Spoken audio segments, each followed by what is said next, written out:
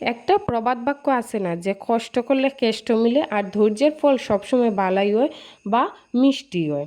তো এটার প্রমাণ পাওয়া যায় এই যে লাউর বিচি, মানে সবাই কয় যে এটার মিষ্টি কুমড়ার বিচি দিয়ে বড়া খাওয়ার পরে কিন্তু বুঝতে পারবা যে ধৈর্যের ফল কতটা পরিমাণে মিষ্টি হয়। তো এই বিচিগুলা ফার্স্টে শুকানি লাগবে, শুকাইয়া যখন সুলবা বাকলটা আলাদা সুলবা, আমি কিন্তু এটার একটা ভিডিও দিছিলাম।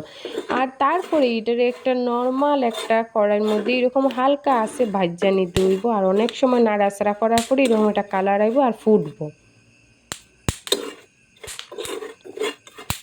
এই যে দেখুন কত সুন্দর ফুটে, যখন সবগুলো এরকম ফুটবো তারপরে আলাদাভাবে এটাকে নামাইতে হইব। নামাইয়া এটার মধ্যে মানে সামান্য পরিমাণের আটা, সামান্য পরিমাণের চালের গুঁড়া, আর একটু হলুদ, একটু মরিচের গুঁড়া আর স্বাদ মতো লবণ দিয়ে এটা সুন্দর করে মাখাইতে হইব। মানে ডাইলের বড়া যেরকম মাখায় আর কি, এরকম আমি সবটা দেখাইতে পারছি না। আর মাখানির পরে এটার এইরকম সুন্দর করে একটা প্যানের মধ্যে সাদা তেল দিয়া এরকম গুল গুল কইরা ডাইলের বড়ার শেপে ফালাই দিবে। তারপরে এরকম উল্টাইয়া পাল্টাইয়া যখন এরকম ব্রাউন কালারের আইব তখন এটারে নামাইয়া খাইলে বুঝতে পারবা আহ কি শান্তি।